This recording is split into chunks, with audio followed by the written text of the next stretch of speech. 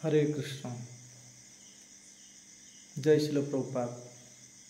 आज हम चर्चा करेंगे 3 प्रकार के अमृत। 3 प्रकार का अमृत क्या है? एक है स्वर्ग का अमृत, दूसरा है समुद्र मंथन का अमृत, तीसरा है श्रीमद् भागवत कथा अमृत। 3 प्रकार का अमृत है। जब परीक्षित महाराज को समीक ऋषि के पुत्र श्रृंग ऋषि के द्वारा अभिशाप मिला, आज से 7वें दिन के अंदर तक्षक नाग के द्वारा तुम्हारा मृत्यु होगा। तभी परीक्षित महाराज राज्य को छोड़कर, राज रजवाड़े, पुत्रों, सुंदर स्त्री को छोड़कर हरिद्वार में चला गए, गंगा के किनारे। वहाँ पे जाकर अनेक साधु संत भक्त लोग थे, उनसे निवेदन किए, प्रश्न पूछे, जिज्ञासा किए। क्या जिज्ञासा किए कि हे संत महात्माओं, मैं अति शीघ्र मरने वाला हूँ, मेरा अति शीघ्र देहांत होगा। जो व्यक्ति अति शीघ्र मरेगा उसको क्या करना पड़ेगा, ये सबको पूछे। तो कोई महात्मा बोले कि हे राजा, तुम्हारा पास तो बहुत धन है, तुम दान करो। किसी ने कहा कि तुम पुण्य करो, किसी महात्माओं ने कहा कि तुम तपस्या करो। तो ऐसा अनेक साधु संत महात्माओं अनेक प्रकार का साधन का बारे में बताए। फिर उस वक्त वहाँ पे एक महात्मा आए जिनका नाम सुखदेव गोस्वामी। श्री सुखदेव गोस्वामी का आगमन हुआ। श्री सुखदेव गोस्वामी वहाँ पे पधारे। तभी परीक्षित महाराज उनका पास भी गए और परीक्षित महाराज बोले, हे सुखदेव गोस्वामी, मैं आपसे कुछ पूछ सकता हूँ? तो सुखदेव गोस्वामी बोले कि हाँ, पूछिए। तो परीक्षित महाराज एक सुंदर प्रश्न पूछा। कौन सा प्रश्न था? आइए उस प्रश्न को हम सुनते हैं। अत पृच्छामि संसिधिं योगिनां परम गुरुं पुरुष श्रेयजित कार्यो म्रियमाणस्य सर्वथा।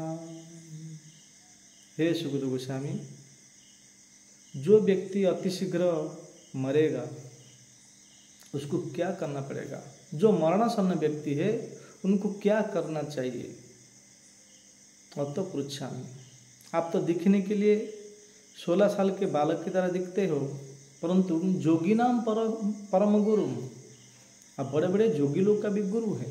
इसलिए पुरुष श्रेयजित कार्य, पुरुष के लिए कौन सा ऐसा कार्य है जो जन्म मृत्यु जरा व्याधि से मुक्ति पा जाता है? म्रियमाण से सर्वथा, विशेष करके जो व्यक्ति अति शीघ्र मरने वाला है उसको क्या करना पड़ेगा? अत पृच्छामि, ये सुखदेव गोस्वामी मुझे बताइए। तो सुखदेव गोस्वामी ने क्या कहा? सुखदेव गोस्वामी ने कहा कि हे राजन, हे परीक्षित महाराज, आपको कुछ भी करना नहीं पड़ेगा। आप एक काम कीजिए, सुंदर पवित्र नदी गंगा नदी है, वहाँ से स्नान करके आइए, यहाँ पे बैठिए, मैं आपको भागवत कथा सुनाऊंगा, श्रीमद् भागवत कथा अमृत आपको दूंगा, आपको पिलाऊंगा, आप यहाँ पे बैठिए। तो परीक्षित महाराज गंगा नदी में गए, स्नान करके आए, सुखदेव गोस्वामी के चरण के पास से बैठे और सुखदेव गोस्वामी श्रीमद् भागवत कथा सुनाने जा रहे थे। उस वक्त स्वर्ग से देवता लोग आए। देवराज इंद्र, चंद्र, वरुण, कुबेर, अनेक 33 कोटि देवता आए, अमृत कलश हाथ में लेके आए। और देवराज इंद्र ने सुखदेव गोस्वामी कहा कि हे सुखदेव गोस्वामी, हम लोग ये स्वर्ग से अमृत लेके आए हैं, ये अमृत लीजिए, परीक्षित महाराज को पिला दीजिए। जो तक्षक नाग का असर नहीं पड़ेगा और श्रृंग ऋषि के जो अभिशाप से परीक्षित महाराज बच जाएंगे।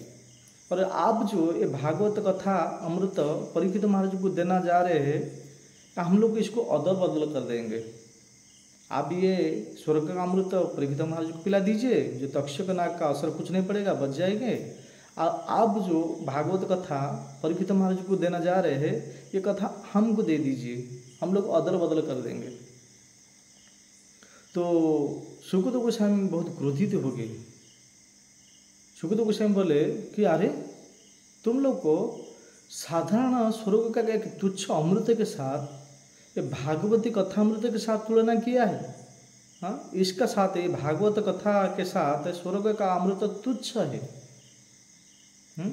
और क्या कह रहे ना, क्व स्वधा क्व कथा लोके क्व काच क्व मणि महान। कहाँ स्वर्ग का अमृत, कहाँ भागवत कथा अमृत, और कहाँ कांच का टुकड़ा और कहाँ हीरा। एक साधारण कांच के साथ एक हीरा को तुलना कर रहे हैं। एक साधारण तुच्छ स्वर्ग का अमृत के साथ ये भागवत महान कथा अमृत का साथ तुलना किया है। नहीं, आप लोग को ये भागवत कथा सुनने का योग्य नहीं हूँ। आप तुरंत यहाँ से चले जाओ, ये लोग को तुरंत यहाँ से तत्काल भगाओ। तो जो स्वर्ग से सारे देवता लोग आए थे वहाँ से चले गए। कहने का तात्पर्य भक्त लोग कि स्वर्ग के देवता लोग को भी ये भागवत कथामृत अति दुर्लभ है, जो कि श्रील प्रभुपाद की कृपा से हम लोग को ये भागवत कथामृत मिल रहा है।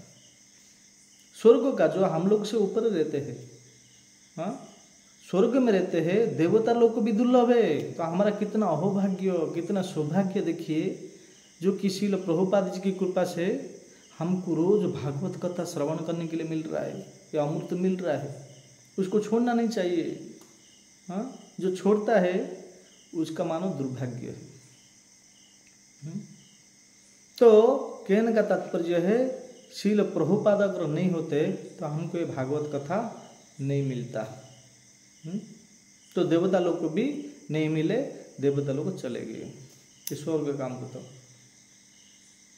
स्वर्ग का अमृत कहाँ से आए थे, कहाँ से आया था? ये मोइन भगवान ने पिलाए थे उनको। और एक जो ये समुद्र मंथन का अमृत, समुद्र मंथन का अमृत है, जो कि समुद्र से निकला था। जो सबसे पहले तो हलाल विष निकला था, जहर, बाद में अनेक अनेक रत्न निकले थे, जो हाथी, घोड़ा, वृक्ष और अप्सरा, बाद में लास्ट में ये अमृत निकला। स्वयं भगवान एक अवतार लिए, जिनका नाम धन्वंतरी भगवान, धन्वंतरी अवतार लेके एक कलश को लेके आए और स्वयं भगवान मोहिनी रूप से देवता लोग को पिलाए, परंतु देवता लोग को अमर नहीं हो पाए। वही भगवान, वही अजित भगवान, वही मोहिन भगवान जब वेद व्यास के रूप में आए, सारे वेद को, उपनिषद को, सारे शास्त्रों को मंथन करके ये भागवत कथामृत उत्पन्न किए और ये भागवत कथामृत परीक्षित महाराज को पिलाए। परीक्षित महाराज अमर हो गए।